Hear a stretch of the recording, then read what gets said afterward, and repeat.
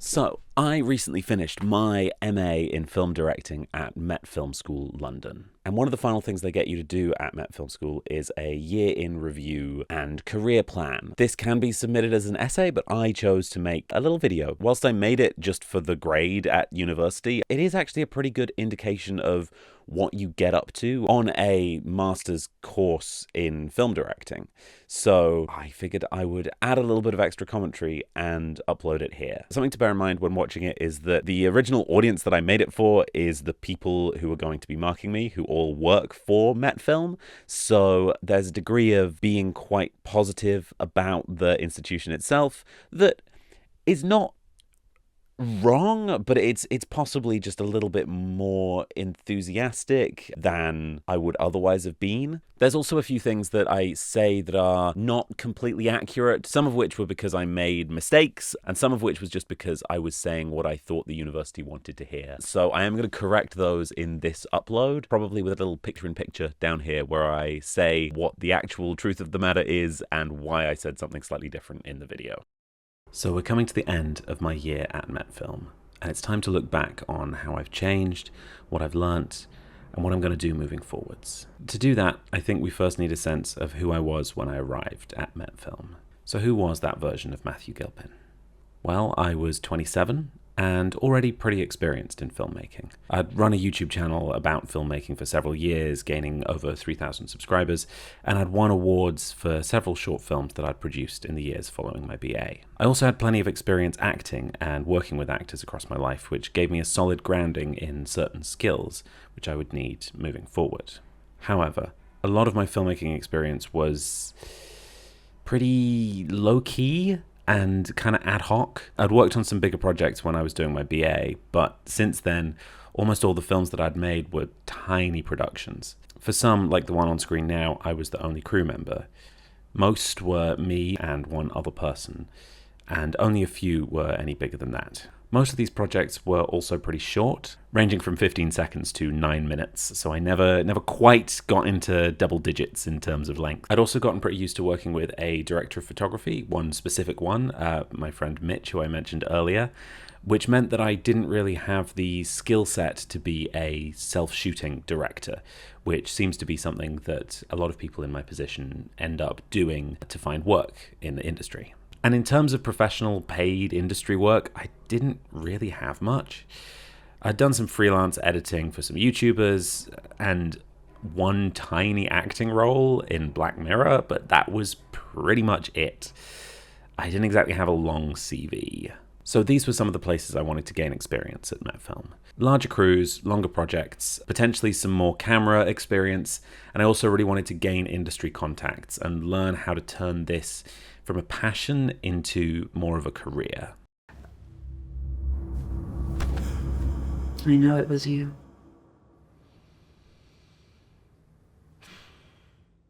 So the first project that we had to make on our course was the Say Something project, which was a 3-minute short film shot entirely on iPhone. Mine was a project called Family Ties, which blended together elements of social commentary, filmmaking, and genre filmmaking. The point of this specific exercise was to develop and hone our unique creative voice. This is something that I've kinda thought about before, but I've never really been cognizant of actually trying to develop. Okay, so this isn't technically true for two main reasons. Firstly, creative voice wasn't really at the forefront of my mind when I was making this film.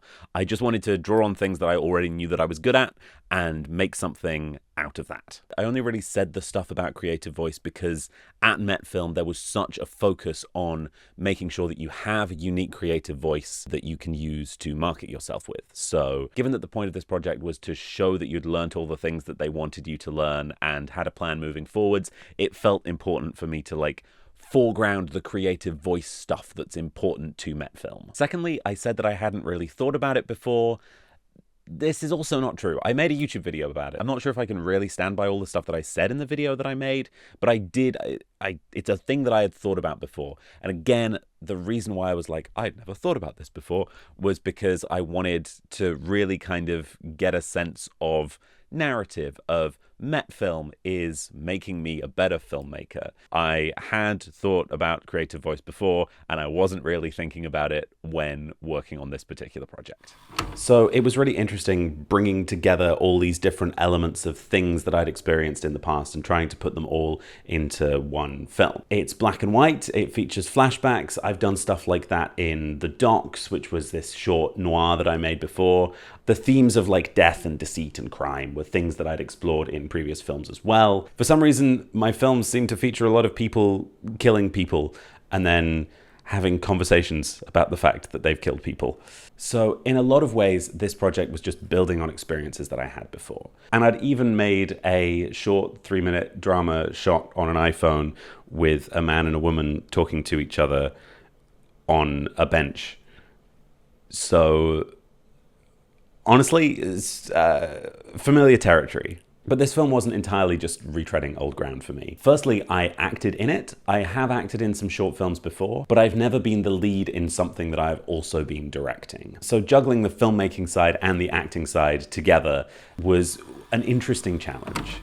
This is also not technically true, but it doesn't really feel dishonest to say. So I have acted in a thing that I've directed before, but it was like 8 years ago, and I was the only crew member. It was just kind of like a matter of simplifying for the sake of the video, you know? Everything that I said is true about it being a really good learning experience and something that I'm not particularly experienced in, but not technically true that I'd never done it before. Being able to work with actors and understand the actor's experience is arguably the most important part of directing, so I was really glad to get more experience doing that. I also aim to experiment a little bit more with more kind of montagey storytelling with the flashback elements. This is something that I've not really done much of before. I've definitely not done in such a way that it's been mixed with more standard narrative, drama-based storytelling. This film was also the most sort of overtly political thing that I've ever made, which I thought was important given the fact that this was a say something project, that I actually try and say something. These efforts to try and be more cognizant of what I am actually saying with my films has extended into the other projects that I've done this year as well, like Termination, my pitch for The Changed, and even my final project, The Black Pill, are all very rooted in a lot of these ideas.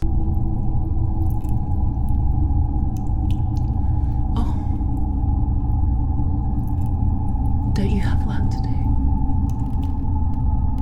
Termination was the next project that I worked on at Metfilm. It was my December project, which had to be no more than 4 minutes and had to feature 2 actors that were provided by Metfilm. Termination was another short film that focused on ghosts, which is something that I've done in a couple of short films before and I think is very in my creative voice. Specifically, it's a short film about a man who is haunted by the ghost of an employee that he fired. Given the fact that we didn't get to meet these actors beforehand and we only had 6 hours with them, it really prepared me for the work that I was going to be doing in the TV module where we had even less time, and also for future projects where I didn't have the chance to meet actors beforehand, such as for some scenes in my final project. Given that so much of my filmmaking work has been me and other actor friends working together, it was a really interesting experience working with people who were there to do a job that they were being paid for. Getting people quickly up to speed on a project they didn't know anything about previously was a super useful skill to build, particularly given that I know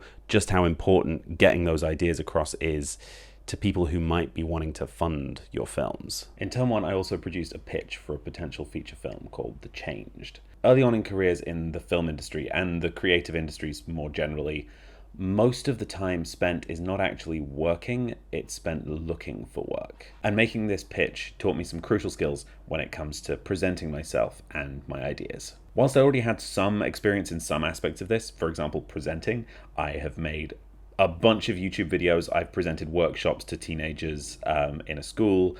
I have done a bunch of acting work. That stuff came pretty naturally to me, but other things not so much. So this was a really good learning experience for those. Whilst working on this project, I really learned how to structure a presentation with ideas like why this and why now. I also had to start thinking about the viability of casting at an industry level, which again, something that I've never really had to put thought into before. The same goes for distribution and thinking about how a film could be distributed and including those thoughts in the pitch. The specific idea that I chose to pitch was for a horror movie called The Changed, which is about a group of scientists and employees at this private company that's doing research on alien technology, trying to contain an outbreak that is slowly turning them all into monsters. It kind of fits with some of the other themes of my other pieces of work, and definitely fits with the voice that I'm aiming to have as a filmmaker. It's very much a societally conscious horror movie. And just like Termination and Family Ties, it touches on themes of corruption and power and the dehumanization of the workplace. Given the fact that in the long term I would like to be directing features and TV shows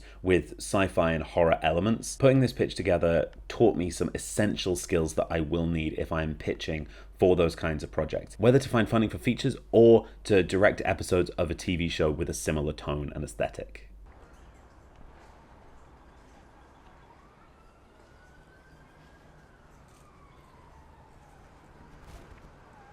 Motherfucker!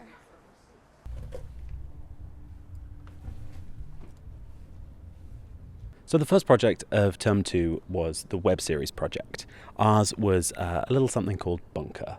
This started off with another opportunity to practice pitching because we all had to pitch to direct episode 1. Whilst my pitch to direct episode 1 was unsuccessful, I did end up being chosen to direct the last episode, which came with many different kinds of problems of its own. Chief among these was the fact that it was a continuing story, so I had to pay off all of the character arcs that had happened in all of the previous episodes, which was no mean feat, let's just say. Another issue was the fast turnaround time. We only had a half day for each of these episodes, and getting a 3-minute episode done in only half a day, that was something of a challenge. The only reason that I managed it, and the only reason I think most of the other directors on the course managed it as well, is because we were on top of our shot lists and the script. We really knew the point of each line and each scene, and that allowed us to work very quickly when we were under time pressure. Having to be on top of my script and shot list was a really useful lesson that I definitely took forward to my final project. Ha! Okay, so this is not particularly true. I was on top of my shot list for the web series project, but if I made one mistake with my final project, which was very much on my mind when I was making the video, it was that I didn't do that bit of preparation. I prepared very well for making the black pill, but the one thing I didn't do was sort of religiously, diligently look at the shot lists. I had all my sort of beats planned out, things that were important that I had to cover and stuff that needed capturing, but the shot list itself was something that I was not sufficiently on top of. I think the reason why I didn't say that here is because, again, what I was trying to do with this video is make a narrative of me learning things and getting better across the year, and me doing something well in an early module and then doing it worse later doesn't really give that narrative of growth. But this is just not true. I think that it is very important to keep on top of your shot lists. I did not do that for the black pill, and I regret that. Even though the film came out really well, there's little things that probably could have been better if I had been more on top of that aspect. There was also some stuff about creative voice that was very relevant to this as well. This was a dark comedy thriller, and the tone was very much being set by the pilot director and the writer.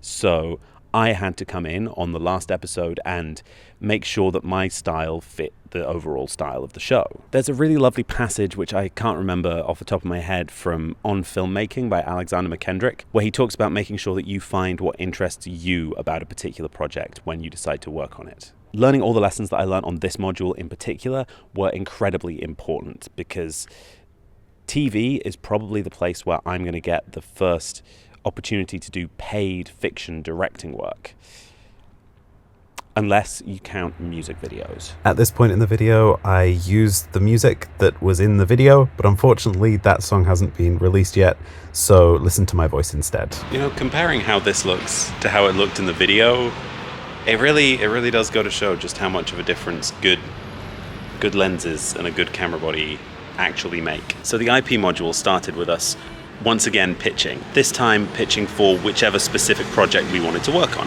I pitched for the music video and successfully got it, so that's what I ended up directing. IP project for me ended up being a bit of an exercise in improvisation because things changed a lot. The locations we had available changed, the basic concept of the song changed, the title of the song changed. Certain things that I wanted to do with casting were not allowed to happen, so I really had to kind of adjust as we went on. Working on the IP project was also the first time I had to properly collaborate with a producer, which was an interesting experience and one that I think definitely taught me a lot of lessons moving forward.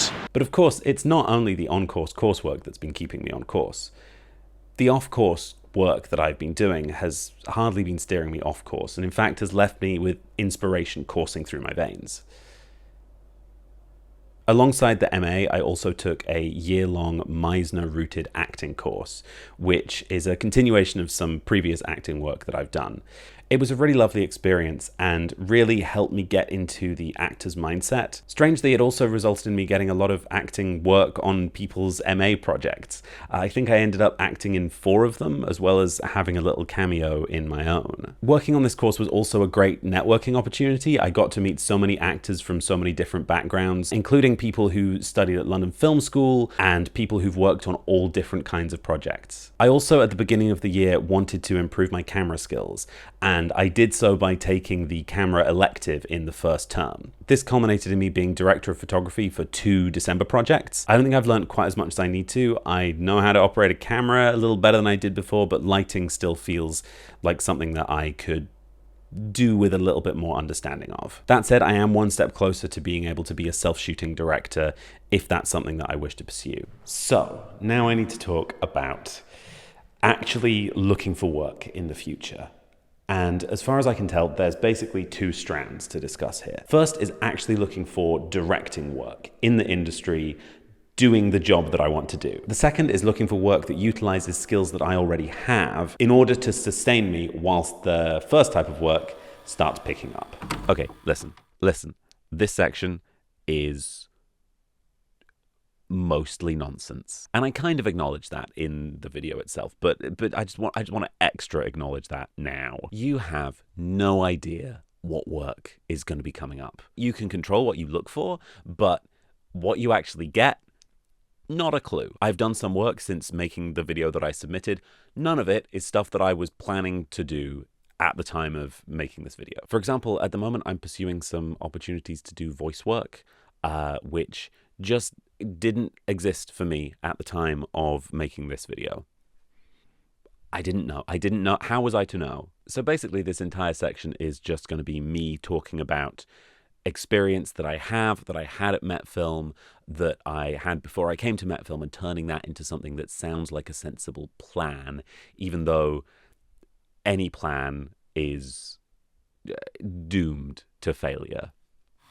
Basically, everyone that I've talked to so far has told me that finding work as a director is highly dependent on in-person networks and word of mouth. So moving forward, I need to make sure that I'm continuing to produce good work that is in my creative voice, and then leveraging that work in order to get face time with decision makers. You're 18 or you're 19, and no one says, hey,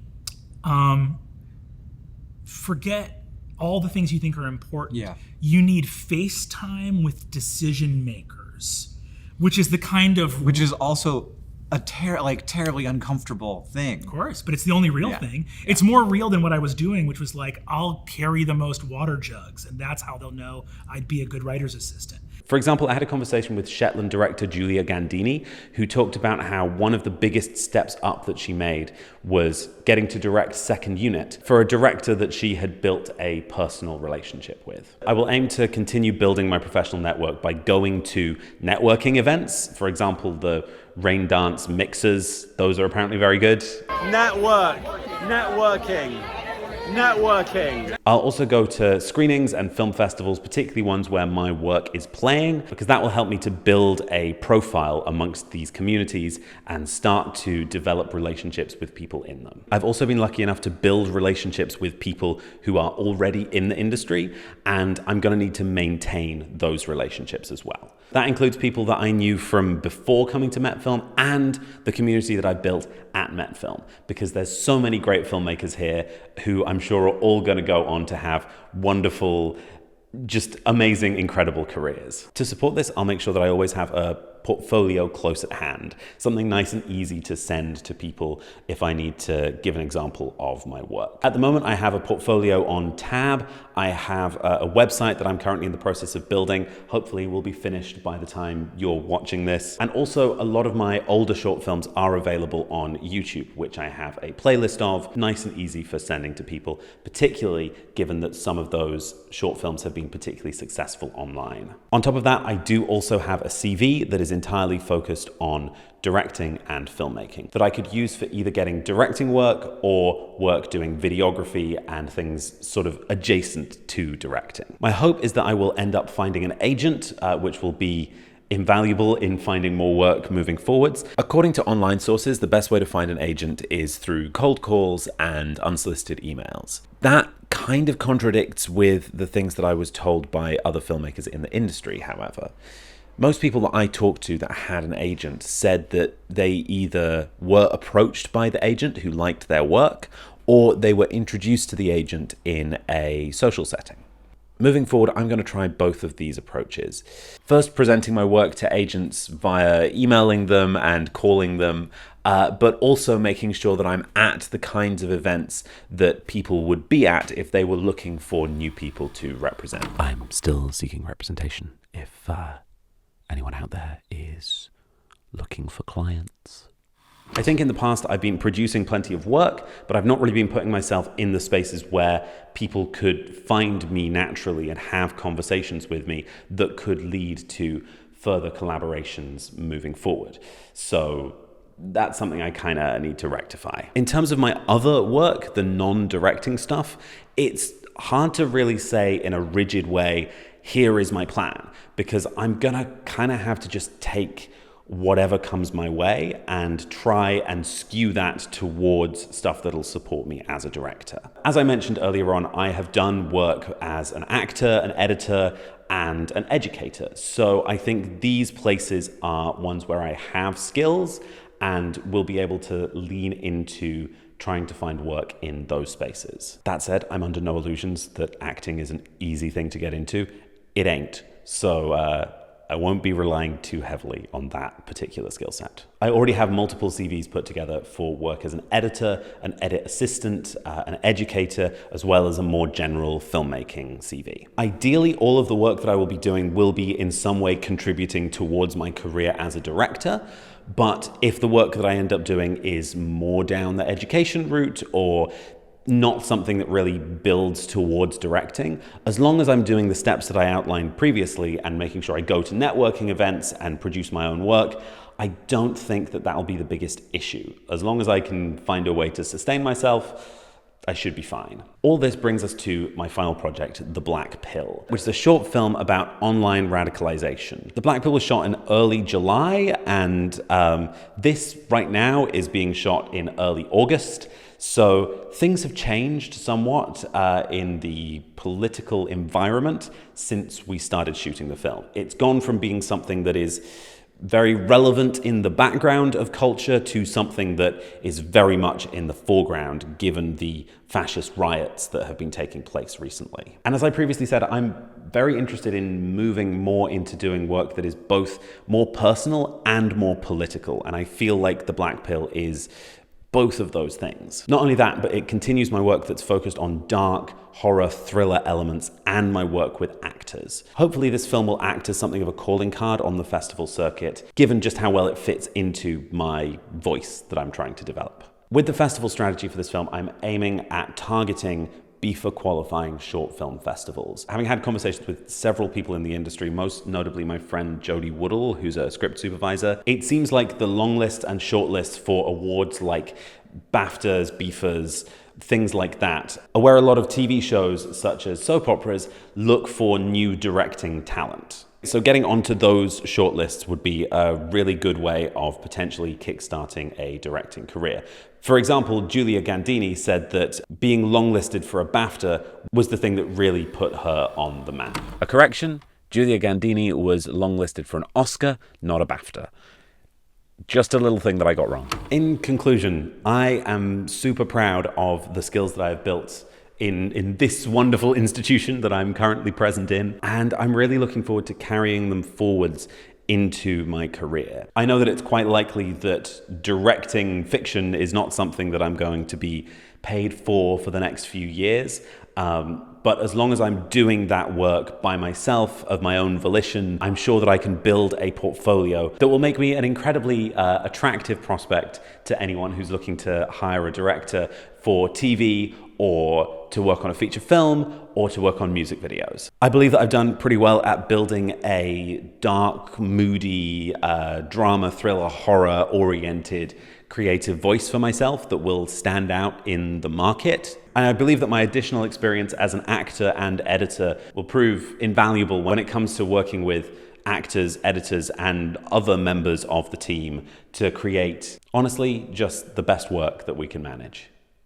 So that was my experience at Metfilm. A slightly kind of smoothed over version. There were some problems. I think there are with any institution, but I think it still gives you something of a sense of some of the stuff that I did across the year. I'm thinking I might make another video talking more sort of directly about what my experience was like at some point in the future. I don't know if you noticed, but I'm not really making videos anymore. In other news, the comic book that I wrote is now available in 2 shops in London. So if you're in London, go to Gosh Comics or Mega City Comics and you can get Secrets and Shadows. I'm currently looking at other ways of distributing it, but that's 2 places you can get it. I'm a real comics writer. It happened. It's in shops. Thanks for watching. Bye.